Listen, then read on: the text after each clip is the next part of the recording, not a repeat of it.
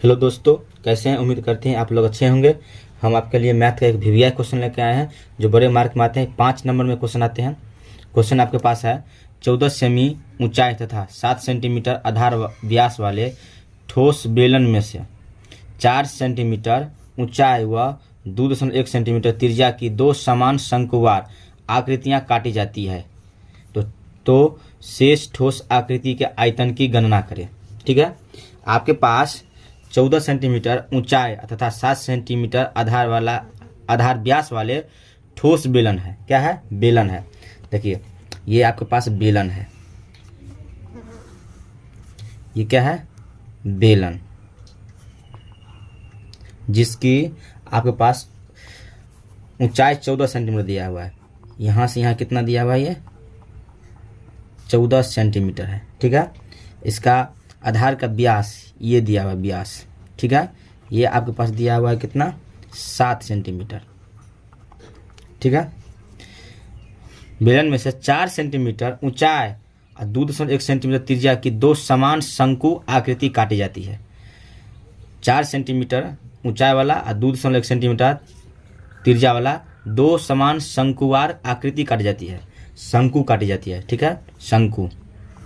देखिए, ये शंकु हो गया। मान लीजिए इसको हम थोड़ा फिगर अच्छा से बना देते हैं। क्या है?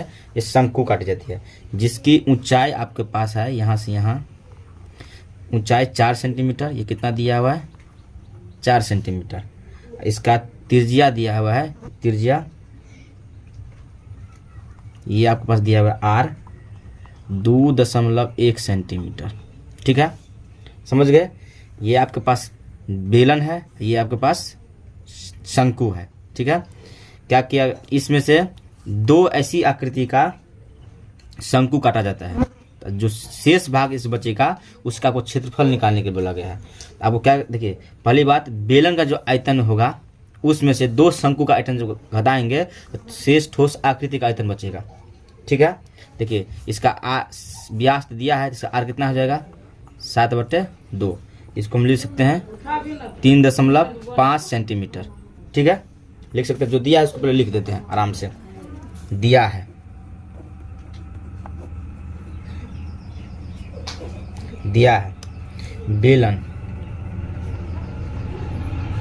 बेलन की ऊंचाई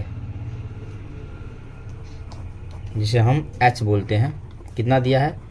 14 सेंटीमीटर। अब बेलन की त्रिज्या भी दिया है, व्यास दिया था 7, त्रिज्या कितना हो गया इसका?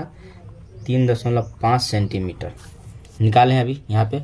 ठीक है, और आप शंकु का भी लिख देते हैं यहाँ पे। शंकु की ऊंचाई आपके पास मालूम है, ऊंचाई h 4 सेंटीमीटर। इसका भी त्रिज्या आपके पास मालूम है 2.1 सेंटीमीटर। अब क्या करना है आपको? बेलन का आयतन निकालना है पहले। ठीक है, तो निकालते हैं। बेलन की आयतन, बेलन का आयतन का सूत्र होता है πr²h। ठीक है, पाई का मान यहाँ पर मैं ले लेता हूँ 3.14 r²। ठीक है, तो इसका r है 3.5 बेलन का, तो 3.5 गुने 3.5 गुने h का मान है 14।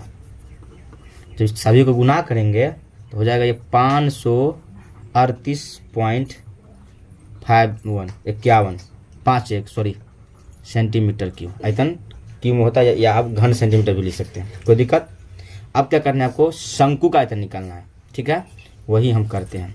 चलिए यहाँ लिखते हैं शंकु का आयतन। इसका सूत्र होता है 1/3 πr²h। तो 1/3 गुने पाई का मान 3.14 गुने r², इसका r है 2.1 और h का मान आपके पास है 4। कोई दिक्कत? कोई दिक्कत नहीं। देखिए, अब हम क्या करते हैं, यहाँ पे 3 से इसको काट सकते हैं, 3 × 7 = 1.7 हो जाएगा। ठीक है, जब इसको गुना कीजिएगा ये आपके पास हो जाएगा 18.46 सेंटीमीटर की। ये एक शंकु का आयतन हो गया। अब ऐसे शंकु 2 काटता है, इसको 2 से गुना करेंगे तो 2 शंकु का आयतन हो जाएगा कि दोनों शंकु का आयतन आपको निकालना पड़ेगा। लिखेंगे 2 शंकु का